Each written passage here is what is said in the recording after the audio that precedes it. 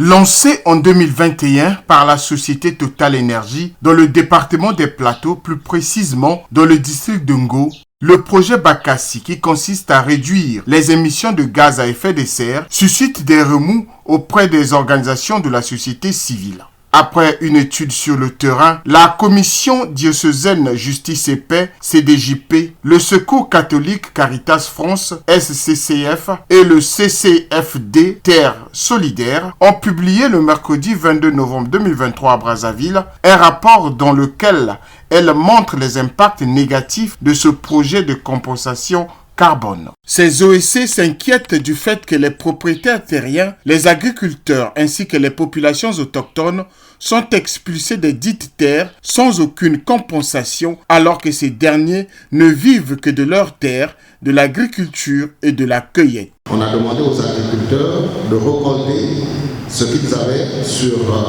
leurs champs et de libérer la zone puisque la zone devrait être utilisée pour le projet Bakassi.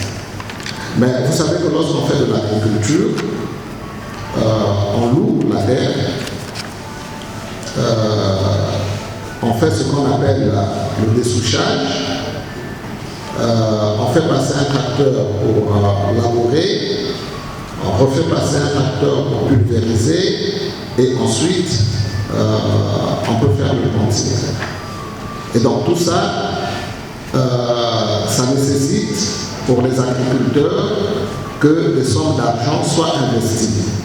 Et le fait que ces agriculteurs ont été priés de quitter la zone sans compensation constitue évidemment une violation pour les droits de ces agriculteurs. Et c'est ce que nous mettons en exergue dans le rapport pour montrer que ces projets, le changement climatique, ce projet de carbone ne devrait pas se faire au détriment des droits des agriculteurs. Total Énergie est le promoteur du projet. Elle fait des sur le terrain et là pour mettre en œuvre le projet. Mais Total devrait avoir un devoir de vigilance.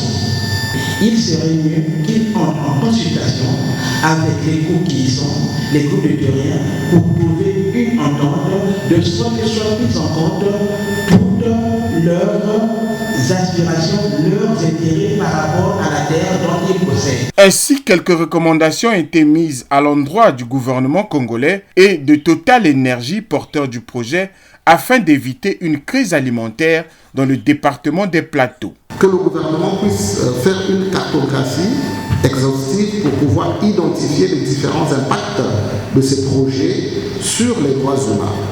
Nous avons aussi recommandé au gouvernement de la République que pour ce genre de projet, qu'on laisse évidemment la liberté, qu'il y ait de la transparence, mais qu'il y ait aussi la liberté pour les organisations de la société civile de pouvoir suivre la mise en œuvre de ces projets. Nous recommandons évidemment aux promoteurs du projet Bakassi d'arrêter toute forme d'expulsion des agriculteurs ou des autochtones sur la zone du projet. Nous avons recommandé également à Total Énergie que dans le plan de restauration des moyens de subsistance, puisque nous avons parlé des impacts sur les agriculteurs, nous avons parlé des impacts sur les autochtones et les terriens, et actuellement Total Énergie est en train de concevoir un plan de restauration de moyens de subsistance. Au moment où ces ONG présentent ce rapport, aucune étude d'impact sur les risques environnementaux et sociaux du projet n'a été publiée.